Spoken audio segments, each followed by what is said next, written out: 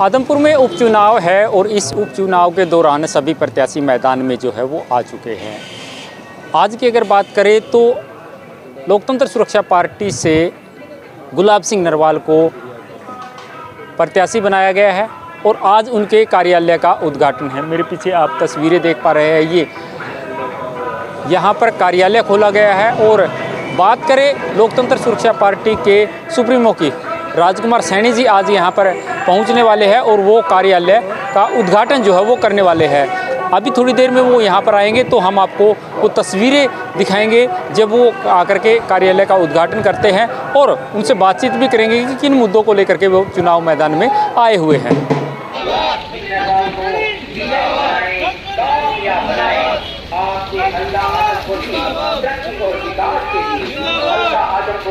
हर समस्या का समाधान करवाने के लिए डॉक्टर गुलाब सिंह नरवाल को ज्यादा से ज्यादा वोटों से जिताना है। डॉक्टर गुलाब सिंह नरवाल की जीत आप सबकी जीत होगी।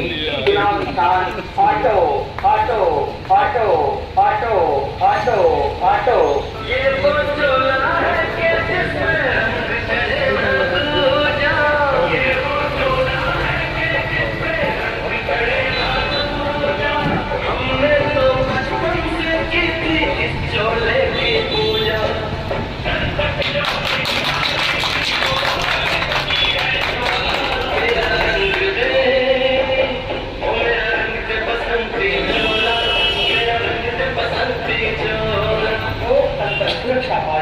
जिंदाबाद जिंदाबाद। लोकतंत्र सुरक्षा पार्टी कामयाब बनाए आपके हल्का आदमपुर की तरक्की और विकास के लिए। हल्का आदमपुर की हर समस्या का समाधान करवाने के लिए doctor Gulab Singh Narwal, doctor Gulab Singh Narwal, doctor Gulab Singh Narwal का चुनाव निशान। जब वो लड़ते हैं जो युद्ध के अंदर गिरती के होते हुए 1.25 लाख में एक लड़ा होता है।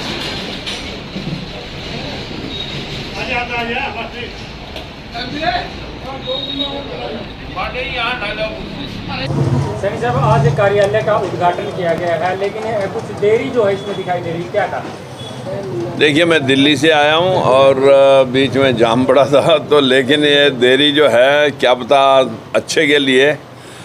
हकीकत में लोकतंत्र सुरक्षा पार्टी यहाँ पर जो कैंडिडेट हमारे गुलाब सिंह नरवाल जी, ये इस हलके के पूर्व में और प्रेजेंट में रहने वाले हैं और इनके भाव को देखते हुए लोकतंत्र सुरक्षा पार्टी ने यहाँ इनको उम्मीदवारी के तौर पर परखा, जांचा और एक निर्भीक निडर व्यक्ति को यहाँ से प्रत्याशी बनाया गया है। वैसे ये चुनाव जो है थोपा गया है इस वक्त प्रदेश के ऊपर। 2 साल बाद, पौने 2 साल बाद चुनाव सर पे हैं और हकीकत में ये चुनाव एक परिवार की महत्वाकांक्षा का प्रतीक है कि जिसकी वजह से जो है ना ये चुनाव आकस्मिक तौर पर लड़ा जा रहा है कि एक व्यक्ति कभी सपा में, कभी बसपा में, कभी बीजेपी में, कभी कांग्रेस में, वो इतनी स्पीड से दौड़ लगा रहा, कभी अपनी पार्टी बना करके कि मुख्यमंत्री की कुर्सी कहीं उसके सिर पे बांध दी जाए और फिर वो जन कल्याण के बारे में सोचे। अगर इस 50 साल में जन कल्याण के लिए वो काम करते तो हमारे यहाँ दलित और पिछड़े भाइयों की हिस्सेदारी क्या है, इसके बारे में मैं आपको बताना चाहूँगा कि अगर हल्का आदमपुर का ही निरीक्षण कर लिया जाए, यहाँ पर गरीब तबके की उपस्थिति 20% से ज़्यादा नहीं है, जबकि वोट हमारे 80% हैं और रोज़गार में हिस्सेदारी हमारी 20% है। हम ये कहते हुए भी कई बार सोचते हैं कि एक परिवार, यहाँ आज कांग्रेस भी वही है, यहाँ भजनलाल कांग्रेस थी या कांग्रेस थी, लेकिन आज कांग्रेस भी, बीजेपी भी और भजनलाल परिवार भी, आज यहाँ तीनों एक व्यक्ति के अंदर समाये हुए हैं जो चुनाव यहाँ से लड़ रहा है, जिनकी वजह से यहाँ चुनाव सिर पे थोपा गया है। हकीकत में पहले भी यहाँ से वही एमएलए थे और प्रेजेंट में अपने बेटे को यहाँ से वो बना रहा है, प्रत्याशी बना रहा है। भाई अगर आपने कुछ करके दिखाना था तो पीछे आपको जनता ने मौका दिया ही है। अब गुलाब सिंह जो हमारे नहरी विभाग से इंजीनियर रहे हैं, इस व्यक्ति को भी लोगों ने, इसी जैसे लोगों ने प्रताड़ित किया। हम उस व्यवस्था को ठीक करने का प्रयास कर रहे हैं जो देश के अंदर मनुवादी व्यवस्था के मुताबिक हमारा शोषण कर रही है। सैनी साहब, देखा जाता है कि जब भी किसी कार्यालय का उद्घाटन होता है तो हवन वगैरह किया जाता है, लेकिन आपके यहाँ ऐसा कुछ? हमारे यहाँ बौद्ध धर्म के प्रतीक के तौर पर हम काम करते हैं। गौतम बुद्ध ने हमेशा वो जो 2 फोटो लगे हुए हैं हमारे फूले साहब के और बाबा साहब भीमराव अम्बेडकर के, ये मूर्ति पूजा के, इस प्रकार के आडंबर के खिलाफ हमेशा खिलाफ रहे हैं और ना ही हम इनमें विश्वास करते हैं। जो लोग बहुत ज़्यादा मूर्ति पूजा में, जितने महापुरुष आए दुनिया में, कबीरदास आए, रविदास आए, गुरु नानक देव आए, गौतम बुद्ध जी आए, सभी ने मूर्ति पूजा का खंडन किया कि पत्थरों से आपको कुछ मिलने वाला नहीं है।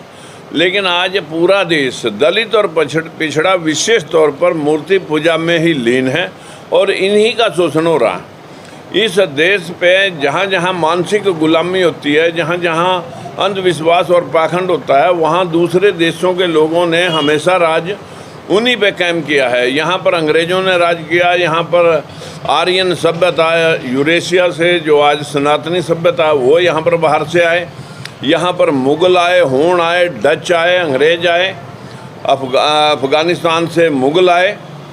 यहीं पर ही सारे देशों का आक्रमण क्यों हुआ? जबकि यहाँ 33 करोड़ देवी देवता थे, किसी देवी देवता ने उनको आक्रांताओं को अंधा नहीं किया, ना उनका नाश किया। हमारा नाश वो करके चले गए। इससे भी हमारा समाज अभी तक समझ नहीं पाया। हकीकत में बाबा साहब ने जो किताबों में लिखा कि शिक्षा लो, संघर्ष करो, संगठित हो जाओ, उसी पैटर्न के ऊपर लोकतंत्र सुरक्षा पार्टी यहाँ पर चुनाव लड़ने के लिए गुलाब सिंह के माध्यम से हल्का आदमपुर में अपनी उपस्थिति लेकर आई है। और हम जनता को हिस्सेदारी सुनिश्चित करने के लिए कि उनके रोजगार में हिस्से, अगर 52% बैकवर्ड है तो उनकी हिस्सेदारी अगर 52 नहीं होती तो 27% सुप्रीम कोर्ट में लिखा हुआ है। 23% जनसंख्या ऐसी समाज की है, उनका 22.5% रिजर्वेशन। 100 में 50% रिजर्वेशन इन लोगों को सरकारी तौर पर, संवैधानिक तौर पर दी हुई है, लेकिन अभी किसी भी सरकार ने इनका हिस्सा सुनिश्चित नहीं किया। इन सब बातों को लेकर के हम यहाँ पर जो आज शिक्षा का और स्वास्थ्य का हालात है, जो किसान का हालात है, जो मजदूर का हालात है, सभी पार्टियां किसानों मजदूरों पर भाषण देती हैं। हकीकत में किसान और मजदूर ही इस देश का भूखा है। इसी वजह से हमारे बच्चे क्वालिफिकेशन लेने के लिए भी बाहरले देशों में लाइन लगी हुई है। लाख लाख बच्चे हर साल बाहर विदेशों में जा रहे हैं, वहाँ वो अपनी शिक्षा भी ग्रहण करते हैं और अपनी मेहनत से पढ़ाई करके यहाँ इंजीनियर, डॉक्टर बन के आते हैं। हमारे देश के गली गली, कूचे कूचे में मंदिर है। 4 करोड़ मंदिर इस देश में हैं, लेकिन 4 यूनिवर्सिटियाँ यहाँ गरीब तबके की, वर्ल्ड लेवल की पढ़ाने के लिए नहीं हैं। जो हैं उनकी फीस गरीब आदमी दे नहीं सकते। इस दूसरे देशों में अगर देखें तो 100 यूनिवर्सिटियाँ एक एक देश में हैं, और यूनिवर्सिटियों के साथ अगर सारे देशों को मिला दिया जाए तो 200 चर्च पूरी दुनिया में नहीं मिलेंगे। आपने बाबा साहब का जिक्र किया है, लेकिन बाबा साहब तो जात पात के विरोध में थे, उन्होंने जात पात का कभी जिक्र भी नहीं किया। लेकिन ये लोग आरोप लगाते हैं कि राजकुमार सैनी हमेशा जात पात की ही बात करता है। जो लोगों ने भेदभाव हमारे साथ किया, जब हम उस भेदभाव का खुलासा करते हैं तो लोगों को पीड़ा होती है कि ये हमारे को टोक रहे हैं या हमारे को कुरेद रहे हैं। हकीकत में जात पात तो उन लोगों ने की कि आज देश में 25 हाई कोर्ट है, सुप्रीम कोर्ट है, बैकवर्ड क्लास का एक भी जज पूरे देश में नहीं है। हमारे देश के अंदर अभी यहाँ पर 1700 जजों की लिस्ट आई है, उसमें सिर्फ 5 लोग अभी ओबीसी के आए हैं। अब परसेंटेज आप निकाल लो 1700 में से ओबीसी के 52% नहीं तो 27% के हिस्से से ही, अगर 27 को 17 से जब देंगे तो 400 जज आने चाहिए थे। आजमपुर उपचुनाव में मुद्दों को लेकर के आपने प्रत्याशी को जीत दर्ज कर? हमारे यहाँ पर जो किसानियत है, मजदूरी है, जो हकीकत में बहुत ही बैकवर्ड क्लास का हल्का है, यहाँ पर एक परिवार इन लोगों को हमेशा से मिसगाइड करता आया है। हम इनके हिस्से के लिए, इनकी सुनिश्चितता के लिए पूरे देश के और पूरे प्रदेश के अंदर जो हिस्सेदारी हमारी बढ़ती है, किसान के जो जिन्स के मूल्य हैं उनको सरकार पीछे 1 साल तक धरने पर लोग बैठने के बाद उनको एक कमिटमेंट के माध्यम से कि एमएसपी हम जारी करेंगे। अभी तक कोई एमएसपी सुनिश्चित संवैधानिक तौर पे नहीं हुई। इन बातों को लेकर के रोजगार का मुद्दा, शिक्षा का मुद्दा हमारा विशेष रहेगा, रोजगार में हिस्सेदारी का मुद्दा विशेष रहेगा, और मजदूर और किसान को मनरेगा से जोड़ना ये हमारा मुद्दा रहेगा। चौथा हमारा मुद्दा रहेगा कि हम जो हमारा कमज़ोर तबका है और जो हमारे अभिभावक जो पढ़ते हैं उनको जब तक रोजगार न मिले, हमारी पार्टी जब सत्ता में आए तो हम उनको 10,000 रुपये बेरोजगारी भत्ता तब तक दे जब तक उनको नौकरी न मिल जाए। सर, धरने तो अभी भी लगे हुए हैं आदमपुर के अंदर, किसानों की बात करें या बच्चों की बात करें स्कूलों में, क्या कभी आप धरने पर या आपका कैंडिडेट उनकी संभाल लेने के लिए गया?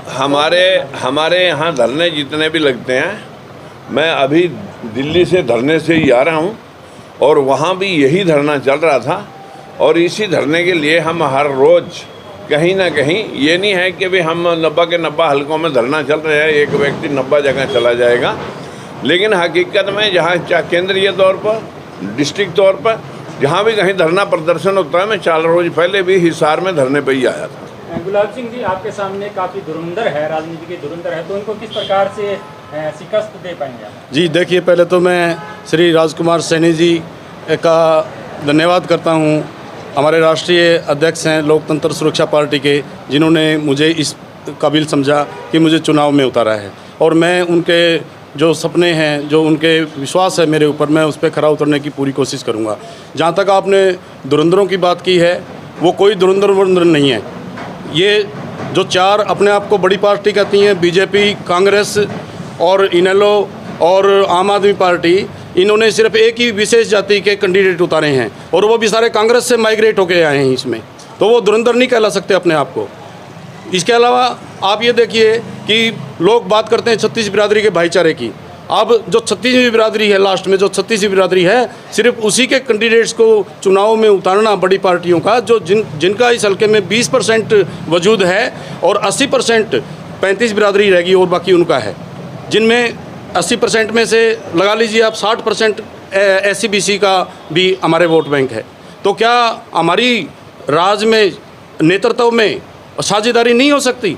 हम भी चाहते हैं कि उसमें हमारी भागीदारी हो, हमारे लोगों की भी, इस विशेष जाति के अलावा भी तो लोग हैं। तो कोई धुरंधर नहीं है ये, इनको हम बिल्कुल हराने का काम करेंगे। और ये देखिए, ये चारों आदमी आपस में, जो चारों उम्मीदवार हैं जो मैंने बताए, ये आपस में ही एक दूसरे को कटाक्ष करते फिर रहे हैं। एक दिन आएगा, चाहे वो हफ्ते में आए, चाहे 10 दिन में आए, ये एक बंद कमरे में बैठेंगे चारों और एक को जिताने का काम करेंगे। और फिर क्या होगा, जो हमारे 80% लोग हैं, आज उनके वोट, उनको बहका के 80% लोगों के वोट ले जाएंगे, और फिर जो सारा माल जाएगा वो एक ही जाति को जाएगा। इसका हम बिल्कुल विरोध करते हैं। एक तो ये हो गया। हाँ, आप और पूछिए आप जी। सर, ये विशेष शब्द जो यूज किया आपने, क्या कारण है? विशेष शब्द क्यों आ रहा है बार बार? ये आप सभी देख ही रहे हैं जी, मैंने आंकड़े बता दिए हैं आपको। जो विशेष हैं वो विशेष हैं। आप देखिए, HCS एक ही बिरादरी के लगते हैं, बाकी के नहीं लगते हैं। मंत्री एक ही बिरादरी के बनते हैं और किसी के नहीं बनते हैं। हाँ जी, कैंपेन किस प्रकार से शुरू करेंगे? हाँ, कैंपेन हम बहुत अच्छा करेंगे। हमारा सपना है, जैसे माननीय अध्यक्ष जी बता रहे थे कि एजुकेशन के ऊपर हम फोकस करेंगे। स्कूल के बच्चे, अभी ढाणी मोहब्बतपुर में भी बच्चे हड़ताल पे थे पीछे, तो यहाँ पे स्कूलों को मर्ज करके ताले लगा दिए जाते हैं, और मतलब हम एजुकेशन का लेवल अच्छा करेंगे बच्चों को, तो ताकि एक अपने आप को VIP कहता है, उसने तो कहता है मेरा बच्चा मैंने ऑक्सफोर्ड से पढ़ा लिया। गरीब के बच्चे कहाँ पढ़ेंगे? गरीब के बच्चों को तो स्कूल नहीं है, टीचर्स नहीं है। हम शिक्षा पे ध्यान देंगे। और दूसरी मेन मुद्दा है यहाँ का, यहाँ पे जो है ना, मतलब नशे की लत बहुत ज़्यादा हो गई है। नशे की युवा है ना, युवाओं को अब जैसे एक परिवार कहता है कि हम लगातार हम ही बनते आ रहे हैं, हम ही राजनीति कर रहे हैं, हम ही एमएलए बनेंगे। जो लोग 15 पेंशन ले रहे हैं एमएलए बन के एक ही परिवार, उन्होंने किया क्या है युवाओं के लिए? युवाओं को नशे की तरफ धकेला गया है। आज इसको मिनी पंजाब कहने लगे हैं। हमारी पार्टी अगर वर्चस्व में आती है, पावर में आती है, तो हम नशा मुक्त करेंगे इसको, ताकि आज जो युवाओं का भविष्य खराब हो रहा है, युवा आज बर्बाद हो रहे हैं, घर उजड़ रहे हैं, तो उनको हम नई दिशा देने का काम करेंगे। एक ये है। दूसरा, मैंने 20 दिन से मैं हल्के में ही था, तो मैंने देखा कि नहरें टूटी पड़ी हैं, खाल टूटे पड़े हैं, क्योंकि मैं चीफ इंजीनियर रहा हूँ और ये अंतिम छोर पर भी आता है पानी के हिसाब से आदमपुर हल्का। तो हम नहरी सिस्टम को ठीक कराएंगे, खाल सारे ठीक कराएंगे, मरम्मत कराएंगे, किसानों को अंतिम छोर तक पानी देंगे,